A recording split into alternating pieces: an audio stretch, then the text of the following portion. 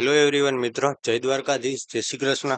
મિત્રો, આજે આપણે આ વિડીયોમાં વાત કરવાની છે કે એક પ્રોફિટેબલ ટ્રેડર આપણે કઈ રીતે બની શકીએ, રાઈટ? હું આજે તમને આ વિડીયોમાં એ જ સમજાવવા માંગુ છું કે એક પ્રોફિટેબલ ટ્રેડર કરે છે શું, કેવી રીતના એનું કેપિટલ મેનેજ કરે છે. ઓકે મિત્રો, જો તમે અમારી ચેનલમાં નવા હોય તો તમે ચેનલને સબસ્ક્રાઇબ કરી શકો છો અને વિડીયો ગમ્યો હોય તો લાઈક કરતા જાજો. ઓકે, આપણે વિડીયો ચાલુ કરીએ.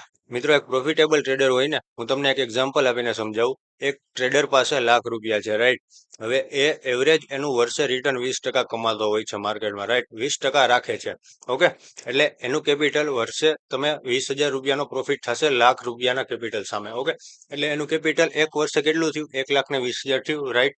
હવે આ 1,20,000 ના કેપિટલમાંથી નેક્સ્ટ યરમાંથી એ 20% કમાશે. ઓકે, કારણ કે માર્કેટમાં નક્કી ન હોય, ક્યારેક તમને 15% મળે છે, ક્યારેક તમને 25% મળે છે, ક્યારેક તમને 30% મળે છે, રાઈટ?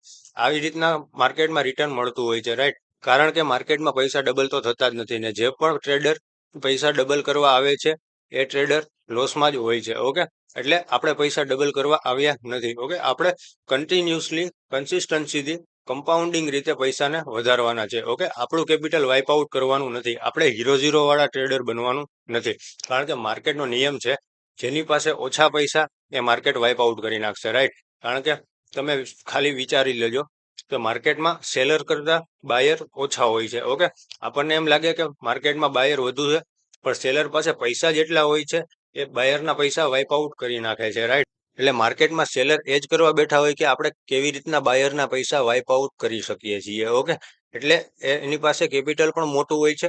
ઓકે, એટલે આપણે આપણા કેપિટલને કેવી રીતના બચાવવું બાઇંગ કરીને, ઓકે, એ હું તમને શીખવાડું છું, રાઈટ? હવે તમારી પાસે માની લો કે 1,20,000 થયા આ વર્ષનું કેપિટલ. ઓકે, 20,000 નો તમે પ્રોફિટ કમાણા આ વર્ષે.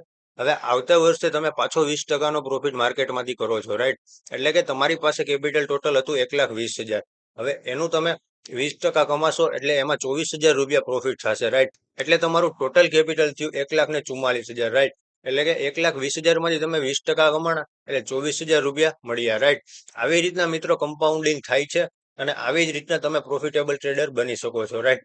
કારણ કે મિત્રો, જો તમે આમાં પૈસા ડબલ કરવા આવશો તો તમારું કોઈ દી ભેગું નહીં થાય માર્કેટમાં, રાઈટ?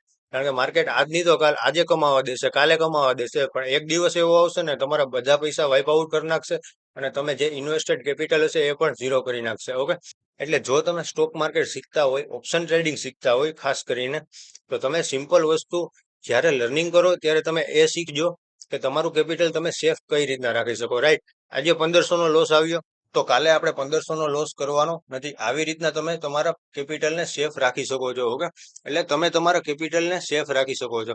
જો તમે તમારું કેપિટલ સેફ નહીં રાખો તો તમારી પાસે ટ્રેડિંગ કરવાના પૈસા પતી જશે, પછી ગામમાં માગવા પડશે. એવું આપણે એવા પૈસાથી આપણે ટ્રેડિંગ કરવાનું થતું નથી, રાઈટ?